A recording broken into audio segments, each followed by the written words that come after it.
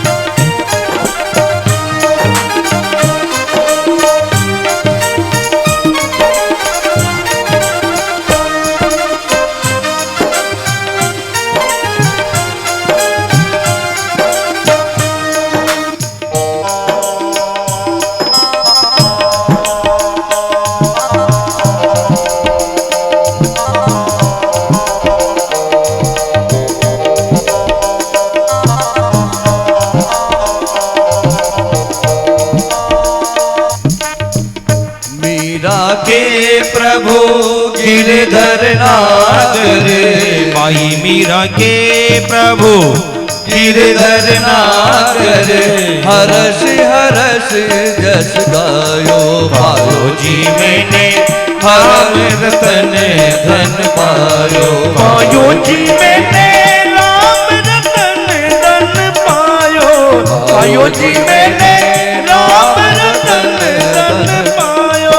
पायो जी मैंने नाम रतन धन, नाम रतन धन पायो, रतन धन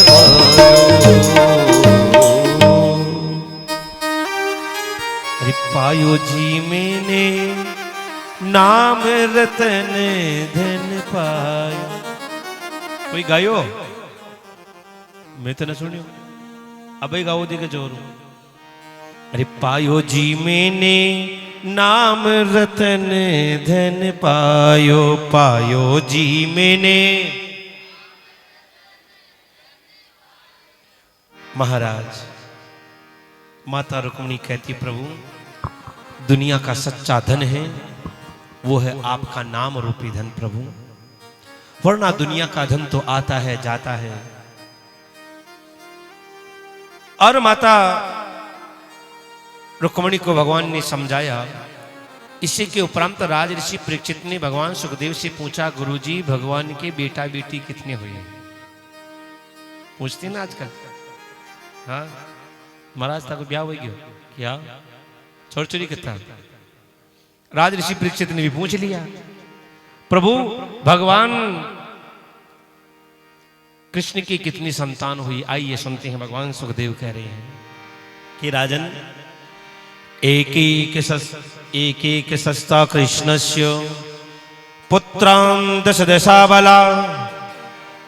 महाराज भगवान श्री कृष्ण के प्रत्येक रानी के गर्भ से एक एक बेटी हुई।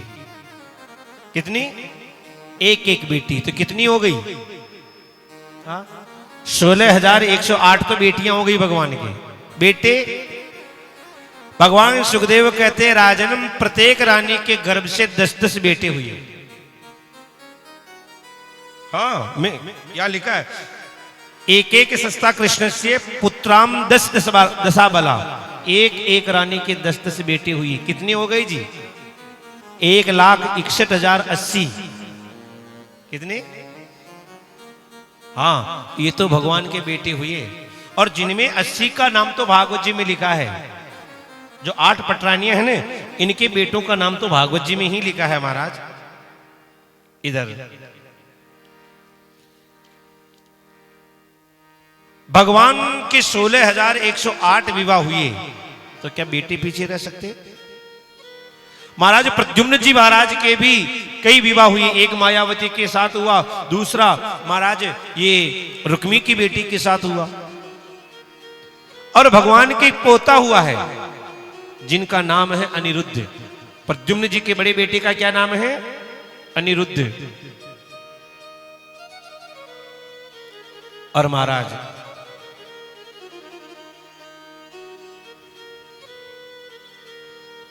अनिरुद्ध जी के भी कई विवाह हुए और एक विवाह में तो लड़ाई हो गई।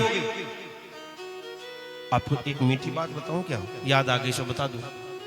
महाराज सूर्य वंश में और चंद्र वंश में एक फर्क है ये कि सूर्य वंश में बिना यज्ञ किए हुए किसी के बेटा नहीं हुआ। हाँ, महाराज दशरथ को भी यज्ञ करना पड़ा, दिलीप को भी गैया की सेवा करनी पड़ी, सभी के यज्ञ हुए तब बेटे हुए।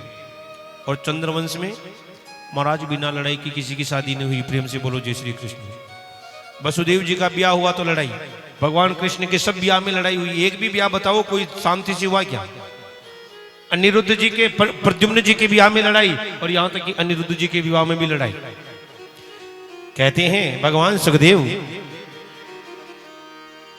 कि महाराज राक्षस राज बलि, जिनकी कथा सुनी थी ना परसों, महाराज बलि के बेटा थे जिनका नाम था बाणासुर। क्या नाम था? बाणासुर। ये भगवान शंकर के बड़े भक्त थे, इनके 1000 हाथ भी थे। बाणासुर बड़े भक्त थे महाराज। तो क्या कहते हैं कि एक बार बाणासुर की एक बेटी थी जिसका नाम था उषा। क्या नाम था? उषा अपने महल में सो रही थी और रात्रि में एक सपना देखा जिसमें बड़ा सुंदर राजकुमार दिखा और सपने में ही उस राजकुमार को देखकर इस उषा उस पर अपना दिल हार बैठी, अपना मन हार बैठी। सुबह उठते ही अपनी इस बात को, सपने की बात को अपनी सहेली से कही जिसका नाम था चित्रलेखा। महाराज ये बाणासुर के मंत्री कुभांडक की बेटी थी और चित्रलेखा बड़ी मायावी थी। तो महाराज जैसे ही उषा ने कहा और चित्रलेखा ने जितने दुनिया के पुरुष थे सबके चित्र बनाना प्रारंभ किया। सबके चित्र बनाती, उषा मना कर देती, ये नहीं ये नहीं। भगवान कृष्ण का चित्र बनाया, उषा ने कहा हाँ इनसे थोड़ी शक्ल मिलती है। और जैसे ही अनिरुद्ध जी का चित्र बनाया, प्रद्युम्न जी का चित्र बनाया कि हाँ इनसे और ज्यादा मिलती है। और जैसे ही अनिरुद्ध जी का चित्र बनाया, महाराज गर्दन को नीचे की तरफ करके शर्मा के खड़ी हो गई और उस ये चित्रलेखा समझ गई।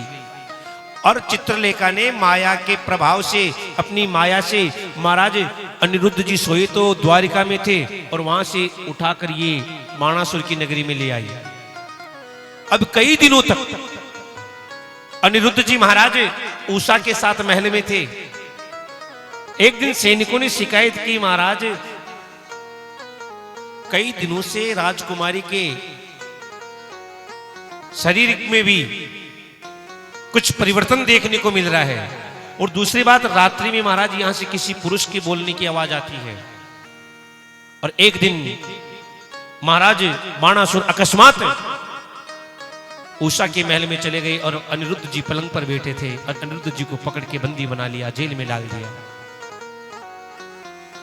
यह बात भगवान श्री कृष्ण को पता चली। भगवान श्री कृष्ण बाणासुर की ऊपर चढ़ाई कर दी। और ये बाणासुर किसका भक्त था? भगवान शंकर का।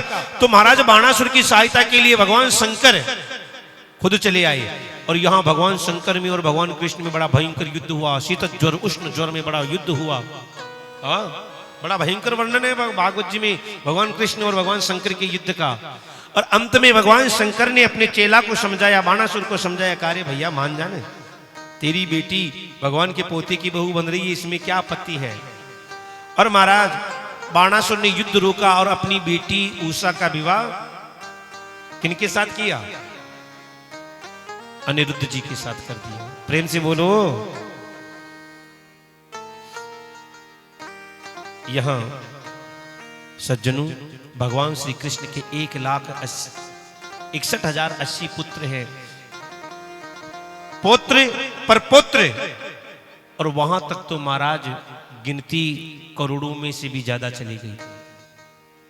कहते हैं कि भगवान श्री कृष्ण के यहाँ विद्याध्ययन करवाने वाले जो आचार्य थे ना, ब्राह्मण थे ना जी, हाँ वो कितने थे? 3 करोड़ ब्राह्मण थे। 3 करोड़ तो अध्यापक थे पढ़ाने वाले। अब बताओ 3 करोड़ अध्यापक थे तो पढ़ने वाले कितने होंगे? प्रेम से बोलो, थोड़ा जोर से बोलो ना। और मैंने प्रसंगवश पहले भी निवेदन किया था, याद रहा होगा कि बालक माता पिता को चाहिए कि अपने बालकों को सुंदर शिक्षा प्रदान करें। नीति कहती है कि माता शत्रु पिता वेदी एन बालोन पाठित, कि वो माता पिता तो शत्रु होते हैं बालकों के जो अपने बालकों को सुंदर शिक्षा नहीं देते। आप कहोगे महाराज हम तो हमारे बालकों को अच्छी शिक्षा दे रहे हैं, हमारे बच्चे तो यहाँ बाराजी के गांव में बड़ी महंगी स्कूल में, केकड़ी महंगी स्कूल में पढ़ने जाते हैं, इंग्लिश मीडियम में पढ़ते हैं। और मैंने प्रसंगवश पहले भी कहा था कि इंग्लिश पढ़ना जरूरी है, लेकिन घर के माहौल को इंग्लिश बनाना अच्छी बात नहीं है। और महाराज आप एक बात बताओ, चलो मान गया आप अपने बच्चे को इंग्लिश मीडियम में पढ़ा रहे हैं, अच्छी बात है, पढ़ना भी चाहिए, लेकिन क्या इंग्लिश मीडियम स्कूल में आपके बच्चे को साफा बांधना सिखाएंगे, धोती पहनना सिखाएंगे? अब जब आपके यहाँ कथा होगी और यज्ञ होगा और हवन में आपको बैठना, तो बताओ पंडित जी आपको धोती पहन के और साफा बांध के आने के लिए कहेंगे ना? और फिर महाराज धोती पहनना आता नहीं तो फिर नाड़ी वाली धोती पहन के आओगे कि नहीं आओगे? अच्छी बात है क्या? हाँ, अरे महाराज नियम कहता है शास्त्र का कि लांग लगाकर आना चाहिए, और फिर नाड़ी वाली धोती पहन के आओ, इसके बजाय तो फिर पजामा पहन के आ जाओ ना। उसमें फर्क क्या है? प्रेम से बोलो जय श्री कृष्ण। हाँ हाँ, कुछ देखो बदलाव होना चाहिए जी। चलो आप कुल देवी पूजते हैं ना, दियाड़ी माता पूजते होंगे, तो क्या स्कूल में सिखा के भेजते हैं क्या? बालक को सिखाते हैं क्या दियाड़ी माता कैसे पूजनी चाहिए, कैसे बनानी चाहिए? ये तो काम माँ बाप का ही है ना। हाँ, माता पिता को चाहिए कि अपने बालकों को धर्म की, अपने कुल आचार की, संस्कारों की शिक्षा दे। और बालकों में संस्कार कब आएगा? जब अपने गांव में ऐसे आयोजन समय समय पर होंगे। क्योंकि आप हम सभी काश्तकार हैं महाराज, हमारे पास समय नहीं है, हम कब शास्त्र पढ़ें, कब ज्ञान दें? अरे तो कम से कम साल में एक बार गांव में कथा होगी, छोटे छोटे बाल गोपाल बुजुर्ग बड़े सब सुनेंगे, तो सब में बताओ कुछ न कुछ तो बदलाव आएगा कि नहीं आएगा? और बदलाव नहीं आया इसका मतलब आपने राख में हवन किया है। हवन कहां करना चाहिए? अग्नि में करना चाहिए। अग्नि में हवन करेंगे तो महाराज वो घी जल जाएगा, और राख में हवन करोगे तो कोई फायदा मिलेगा क्या? अगर अपने गांव में कथा होने के बाद भी अपने में कोई अपने जीवन में एक भी परिवर्तन नहीं आया, इसका मतलब आप हम सब ने राख में हवन किया है। मैंने प्रथम दिन भी कहा था, आज फिर कह रहा हूं, इस कथा से कोई न कोई एक अच्छी बात अपने जीवन में उतार कर लेके जाना सज्जनों। अगर अपने जीवन में आपने इस कथा से एक बात भी, इतने श्रोता आए ने, उन श्रोताओं में से किसी ने एक बात भी सीख ली, तो मैं ये समझूंगा कि मेरा यहां कथा करना सार्थक हो गया। प्रेम से बोलो, थोड़ा जोर से बोलो ना सज्जनों। भगवान श्री कृष्ण अपने बालकों को समय समय पर सुंदर शिक्षा देते हैं, बिठाते हैं, कहते बेटा कभी भी जीवन में संत, ब्राह्मण और गाय का कभी अपमान नहीं करना। बेटा जो ब्राह्मणों का अपराध करता है, जो ब्राह्मणों का अपराध करता है, अरे बेटा जहर पीने वाला तो खुद मरता है, लेकिन ब्राह्मणों का अपराध करने वाला तो अपनी 3 पीढ़ियों का विनाश कर देता है। लेकिन भगवान के जो बालक है ना, वो सोचते हैं पिताजी काम दाम तो करते नहीं, अब काम दाम कर नहीं सकते और फालतू में बड़बड़ करते रहते हैं। प्रेम से बोलो जय श्री कृष्ण। हाँ, ये जो जवानी है ना महाराज, 3 समय में 3 जगह आती है।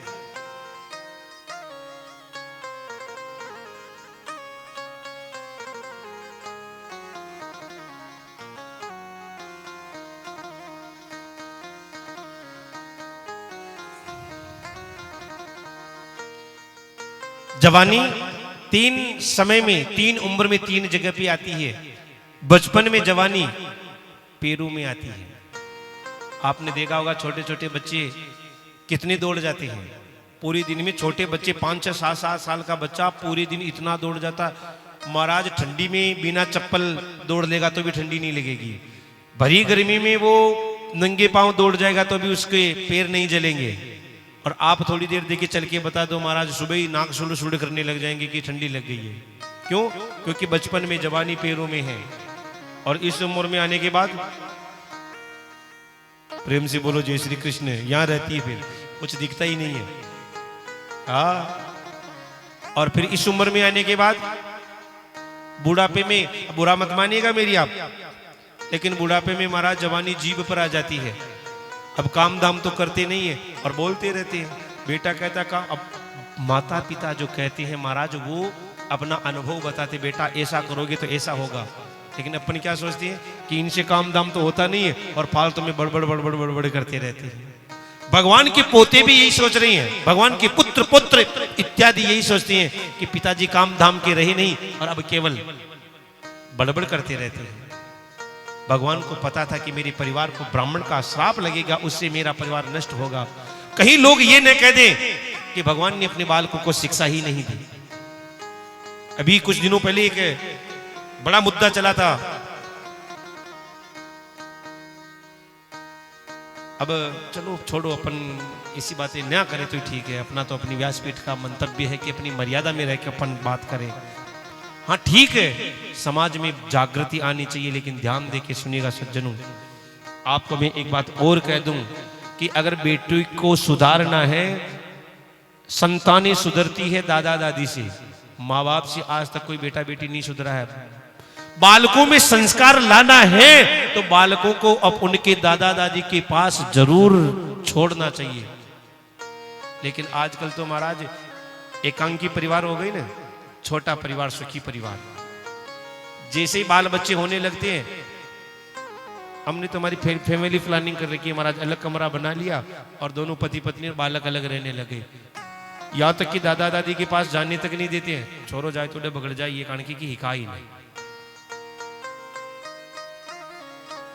हाँ सज्जनों, ये शरीर जो यहां बैठा ना आज, इस शरीर को यहां बैठने की जो कृपा की है ना, वो मेरे पितामह ने की है, मेरे दादाजी ने की है।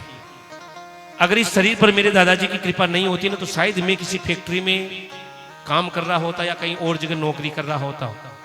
लेकिन आज इस व्यासपीठ पे बैठा हूं, मेरे दादाजी की ही कृपा है, उनके ही आशीर्वाद से, उनकी ही मेहनत से मैं आज यहां बैठा हूं, वरना मेरा इसमें 1% भी नहीं है।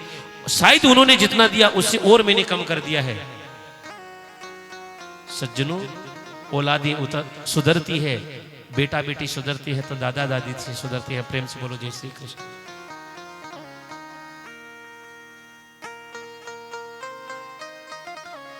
भगवान कृष्ण अपने बालकों को समझाते हैं लेकिन समझते नहीं। भगवान ने सोचा कि चलो थ्योरी से नहीं समझते तो प्रैक्टिकल करके बता। और एक दिन भगवान अपने पुत्रों को लेकर बगीचे में घूमने चले गए और भगवान ने कहा, बेटा मुझे प्यास लग रही है, पानी पिलाओ। भगवान के पुत्र ने कहा, प्रभु आप पिताजी आप बैठिए, अभी अभी बगीचे में कुआं है, में हम वहां से जाकर जल लेकर आते हैं। और भगवान के पुत्र दौड़ के गए, जाकर महाराज कुएं के पास जाकर देखा तो कुएं में बहुत बड़ा क्रिकलास गिरगिट, अपने इधर उसको कनगेटिया कहते हैं, क्या कहते हैं, खरंगटी। महाराज बहुत बड़ा क्रिकलास, इतना बड़ा गिरगिट कि कुएं में उसका शरीर नहीं आ रहा है। भगवान के पुत्रों ने आके कहा, पिताजी देखिए तो सही, इतना बड़ा क्रिकलास हमने कभी नहीं देखा। और भगवान कुएं के पास गए और बातों ही बातों में कन्हैया ने अपना चरण उस गिरगिट के, उस क्रिकलास्म के जैसे ही लगाया, महाराज उस क्रिकलास्म से, उस गिरगिट से तो महाराज एक दिव्य देहधारी पुरुष प्रकट हो गया, जिसके कांधे पर पीताम्बर है, 4 हाथ है। भगवान तो सब कुछ जानते थे लेकिन बेटों को शिक्षा देनी थी ना जी। भगवान ने पूछ लिया, बेटा भैया आप कौन हैं? जो दिव्य देहधारी पुरुष प्रकट हुआ, भगवान ने पूछ लिया आप कौन हैं? तो वो कहता है कि नृगो नाम नरेंद्रोहम इक्ष्वाकु तनय प्रभु दानख्यायमानेषु यदि ते कर्णम स्पृशम। ये कहता महाराज मेरा नाम नृग है। क्या नाम है? राजा नृग। और महाराज मैं इक्ष्वाकु वंशी हूं, इक्ष्वाकु वंश में मेरा जन्म हुआ, मेरा नाम नृग है। और हां, अब देखो बोलने की स्टाइल। महाराज आपने कभी अगर दानियों की लिस्ट देखी होगी ना, दानदाताओं की लिस्ट, तो उसमें सबसे ऊपर मेरा ही नाम था। कितना दान दिया? कहता है कि यावत्यासी किताब हूं मेरी यावत्यादि वितारका, जितने जमीन में धूल के कण हैं, जितने जमीन में धूल के कण हैं, उतनी गाय मैंने दान दी। जितनी आकाश में तारे हैं, उतनी गाय मैंने दान में दी। भगवान ने कहा भैया जब इतना दान दिया, इतनी गाय दान दी, तो फिर ये गिरगिट क्यों बनना पड़ा? नृग कहता महाराज एक मुझसे भूल हो गई। और कहते हैं ना कि महाराज कई टन दूध हो और उस दूध में एक नींबू की बूंद भी काफी होती है उस दूध को खराब करने के लिए। नृग कहता महाराज मुझसे एक भूल हो गई थी, छोटी सी भूल। कौन सी? नृग कहता महाराज में 1,00,000 गाय रोज दान देता। कितनी? 1,00,000 गाय रोज दान देता। एक बार किसी अयाचक ब्राह्मण जो कभी किसी से कुछ मांगते नहीं थे, उन पंडित जी की गाय उनके घर से खुलकर मेरी गायों में आ गई। अब महाराज मैं 1,00,000 गाय रोज दान देता, तो मुझे क्या पता कौन सी गाय मेरी है और कौन सी मेरी नहीं। और मैंने उस गाय को दूसरे पंडित जी को दान दे दी। अब जब जिन पंडित जी को मैंने दान दी, वो पंडित जी वो गाय लेके जा रहे थे, उधर से सामने से वो पंडित जी आ गए जिनकी वो गाय थी। उन पंडित जी ने कहा भैया ये गाय तो मेरी है।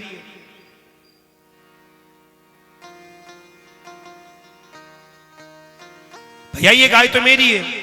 तो जिनको मैंने दान में दी उन्होंने कहा भैया ये गाय आपकी, पंडित जी आपकी ये गाय हो कैसे सकती है? अभी अभी मैं महाराज नृग से दान लेके आया हूं। और वो दोनों ब्राह्मण मेरे पास आ गए। जिनकी गाय थी वो कहते ये गाय मेरी है, और जिनको मैंने दान में दी वो कहते ये गाय आपने मुझे दान में दी है। नृग कहता महाराज उस समय में थोड़ा चूक गया, मुझ समय मेरे से अपराध बन गया। अगर हो सकता है मैं उस समय कह देता कि पंडित जी कोई बात नहीं, आपकी गाय यहां आ गई और मैंने दूसरे पंडित जी को दान में दी, तो एक काम करो इसके बदले आप 10 गाय दूसरी ले जाओ। हो सकता है वो ब्राह्मण मुझे माफ कर देते। लेकिन उस समय में अभिमान में भर गया और मैंने अभिमान में भर के कह दिया पंडित जी, जिनकी गाय थी उनसे मैंने कह दिया पंडित जी ये गाय आपके घर में भी आई कहां से? अरे आपके घर में भी कहां से आई होगी? मैंने दी होगी तभी तो आई होगी। कोई बात नहीं, मेरी गाय मेरी गायों में आ गई, मैंने दूसरे को दे दी, इसमें क्या फर्क है? जिनकी जो गाय थी उन ब्राह्मण को क्रोध आ गया। कहा राजन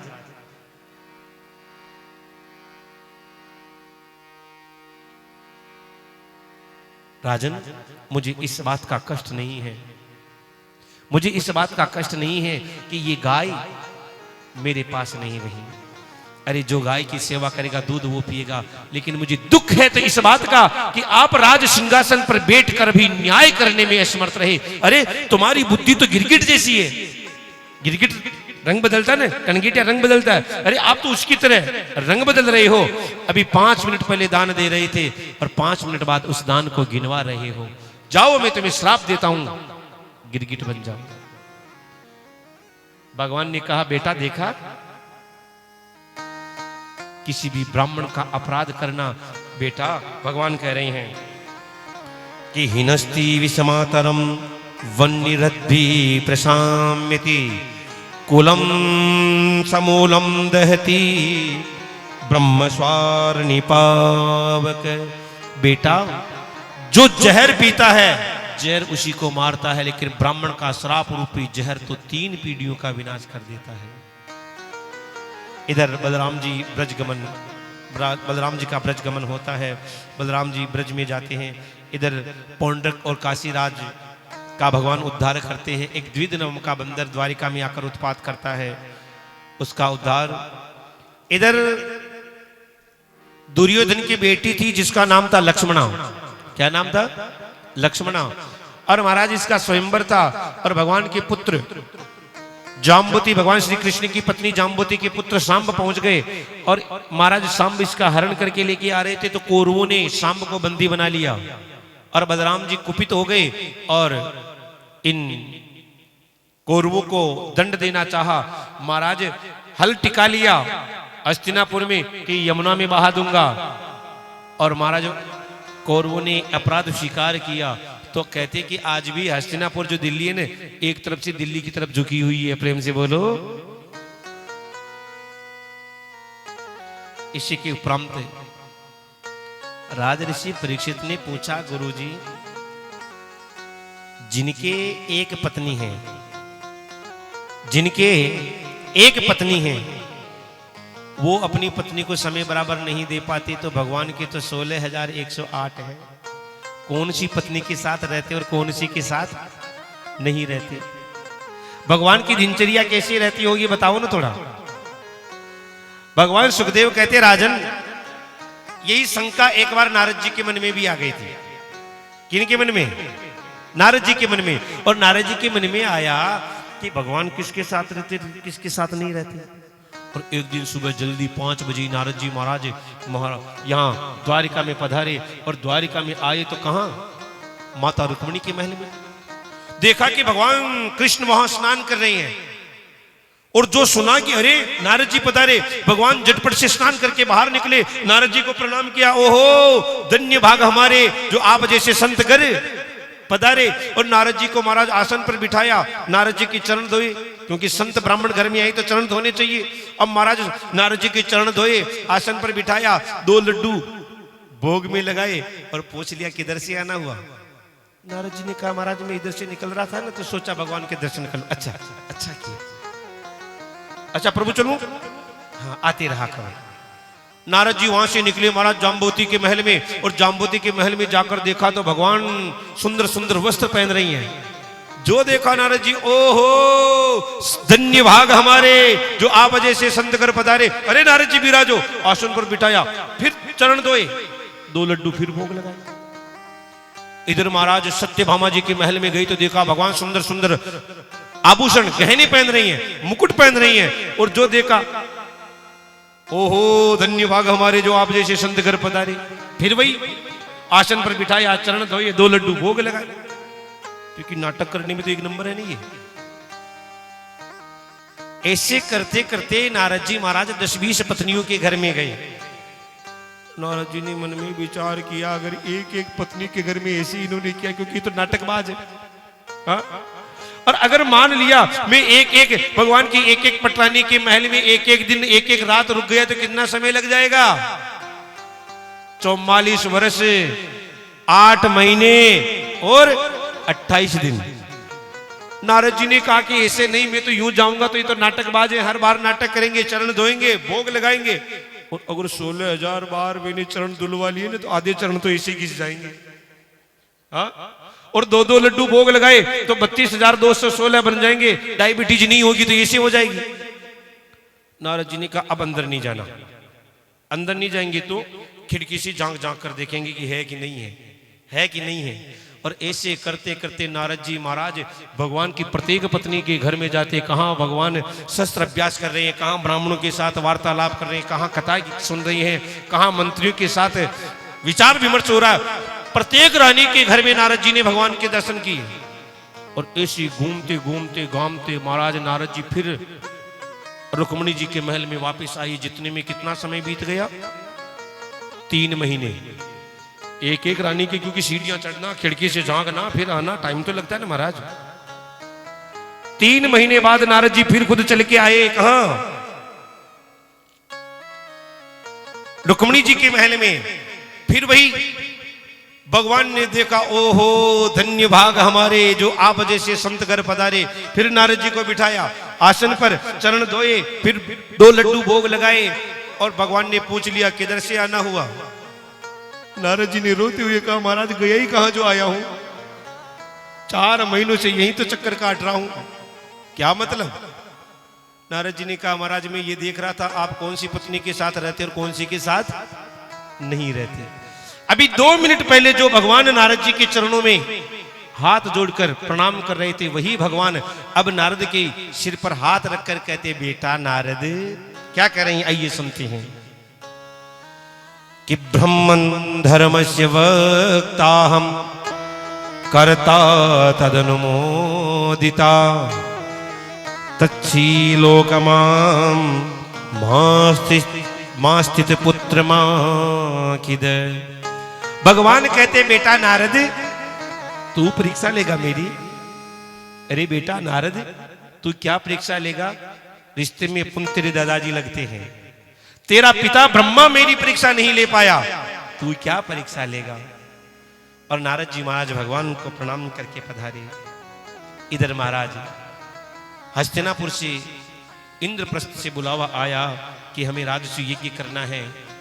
और महाराज एक राजा था जिसका नाम था जरासंध, मगध का राजा था। मगध का राजा जरासंध बड़ा प्रतापी था। इसने 20,000 राजाओं को अपनी जेल में बंदी बना रखा था और उन 20,000 राजाओं ने भगवान से सहायता मांगी। भगवान हस्तिनापुर पधारे और हस्तिनापुर से अर्जुन जी भीम को लेकर मगध पहुंच गए। कल सुनी थी ना जरासंध की कथा। ये जरासंध 17 बार भगवान पर 23 अक्षौणी सेना लेके आया और 18वीं बार ब्राह्मणों को मंत्र जाप पे बिठा के आए तो भगवान भग गए थे ना। तभी से ये जरासंध महाराज ब्राह्मणों का भक्त बन गया। सुबह उठते ही स्नान ध्यान करके ब्राह्मणों को दान देता और जो ब्राह्मण मांगते दान देकर फिर भोजन करता। महाराज भगवान कृष्ण, अर्जुन और भीम भी तीनों ब्राह्मण बन गए और उन ब्राह्मणों की लाइन में लग। अब महाराज इधर ये जरासंध दान दे रहा है। जरासंध दान देते देते जैसे ही भगवान श्री कृष्ण के पास में आया और कहने लगा, पंडित जी आपको पता नहीं है कि ब्राह्मणों में कितनी ताकत होती है? हाँ, ब्राह्मणों को पता नहीं है, ब्राह्मणों में बड़ा सामर्थ्य होता है महाराज। अब वो कह रहा है, अरे आप जानते हैं वो द्वारिका का राजा ना भी कृष्ण, अरे पहले मथुरा का राजा होता था और मैंने उस पर 23 अक्षौणी सेना लेकर 17 बार चढ़ाई की, हरा देता। 18वीं बार आप जैसे ब्राह्मणों को मंत्र जाप पे बिठा के गए ना, खुद हार के पक गए। और जैसे ही ये कहा जरासंध ने, भगवान को हंसी आ गई और जैसे ही भगवान मुस्कुराए, जरासंध ने कहा, अच्छा पंडित जी मुझे लगता है मैंने कहीं आपको देखा है। पीछे से भीम ने चुकोटी काटी। हाँ चुप रहो ने, पोल पट्टी खोल दोगी, क्योंकि भगवान मुस्कुरा जाए तो महाराज पहचान छिपा नहीं सकते हैं। भगवान ने कहा, राजन कहाँ देखा होगा, हम तो अभी कैलाश से सीधा भजन करके आ रहे हैं। हाँ हो सकता है कहीं यज्ञ में कहीं देख लिया होगा। अच्छा अच्छा मांगो महाराज।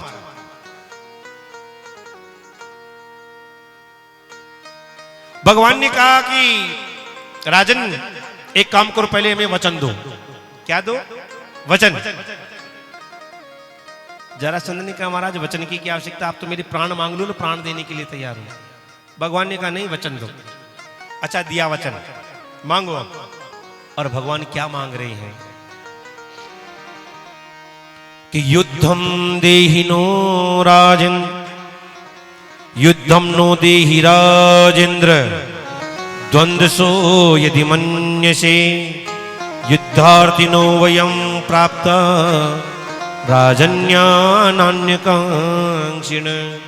भगवान ने वचन लेने के बाद कहा जरासंध से, रे जरासंध हम कोई लपसी खाने वाले ब्राह्मण नहीं है, तो हमें तुम द्वंद्व युद्ध दो, मतलब युद्ध प्रदान करो। जरासंध ने कहा, तुम हो कौन, पहले तो बताओ तुम हो कौन? ब्राह्मण बन के आए हो, बैरूपिया हो? अरे ब्राह्मण बन के आए, मैंने जो वचन दिया मैं करूंगा, लेकिन पहले अपना परिचय दो, तुम कौन हो? भगवान श्री कृष्ण ने कहा, अच्छा बताऊं कि हाँ। भगवान कहते कि ये मेरी दाहिनी तरफ मोटे पेट वाली खड़ी है ना, ये कौन है? तो बताया कि अशोभृकोधर पार्थ तस्य भ्राता अर्जुनो वयम।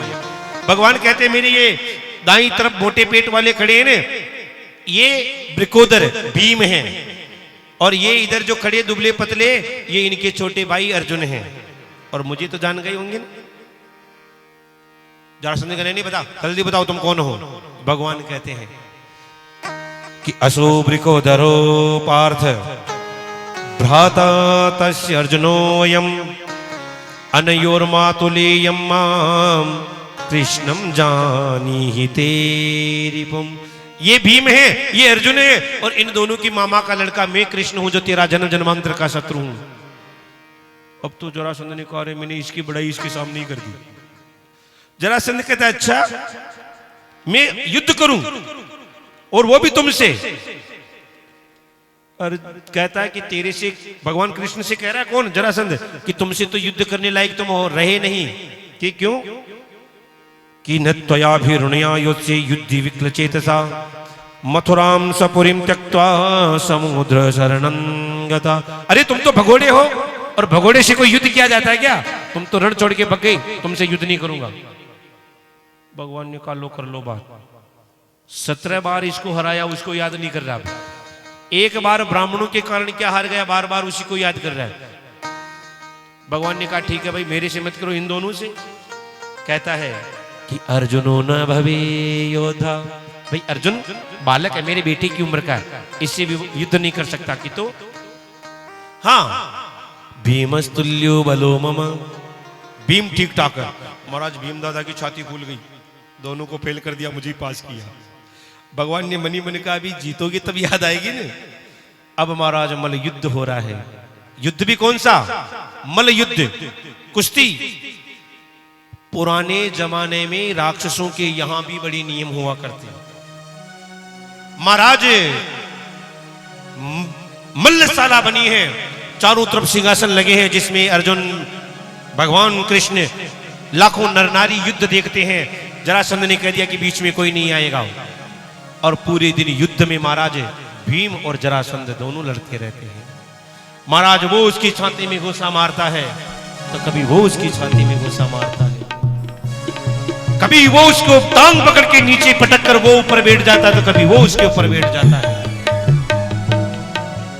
महाराज ऐसे करते करते 26 दिन बीत गए। और ध्यान दे के सुनिएगा सज्जनों, ये जरासंध दिन में भीम की पिटाई करता है और रात में तेल से मालिश करता है। किनकी? भीम की। भीम कहते हो, भैया दिन में पीटते हो, रात में मालिश काहे को करते हो? जरासंध कहता है, महाराज युद्ध भूमि में तुम मेरे शत्रु हो, और शत्रु को मारना चाहिए, ये मेरा धर्म है।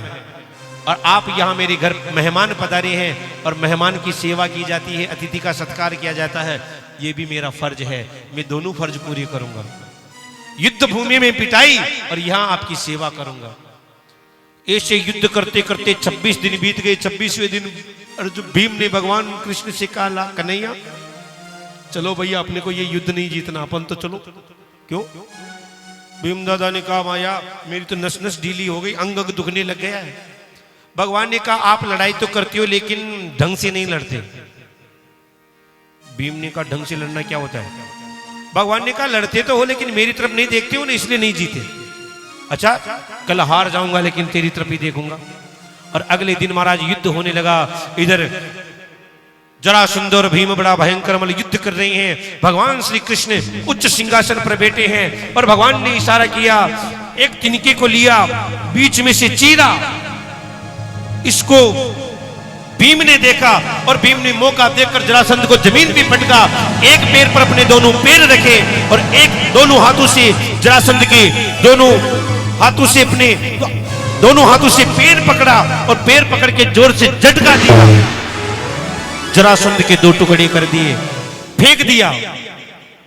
लेकिन भीम चलने लगा, पीछे मुड़ के देखा तो फिर जुड़ के युद्ध करने के लिए तैयार। 27वें दिन भीम ने कहा, भैया आपने जो कहा वो मैंने किया, लेकिन फिर भी तो नहीं मरा। भगवान ने कहा, आपने देखा लेकिन ध्यान से नहीं देखा। कहा, ठीक है, कल मर जाऊंगा लेकिन ध्यान से तुझे ही देखूंगा। और 28वें दिन महाराज भगवान भीम और जरासंध में युद्ध हो रहा था, और भगवान की तरफ भीम दादा ने जैसे ही देखा, भगवान ने एक तिनका उठाया, बीच में से चीरा और विपरीत दिशाओं में फेंक दिया। और भीम ने भी मौका देखकर जरासंध को नीचे पटका। नीचे पटक के उसके एक पैर पर अपने दोनों पैर रख लिए, एक पैर को दोनों हाथों से पकड़ा, जोर से झटका दिया, 2 टुकड़े हो गए। आपको पता है ये जरासंध महाराज जुड़ता क्यों था? इसका नाम जरासंधी क्यों था? शास्त्रों में ऐसा वर्णन आता कि ये जरासंध अपनी मां के गर्भ से पैदा हुआ तो भी 2 टुकड़े में हुआ था, 2 टुकड़े था। इनके पिता ने सोचा कि इसको रख के क्या करें, इसलिए महल के पीछे फेंक दिया।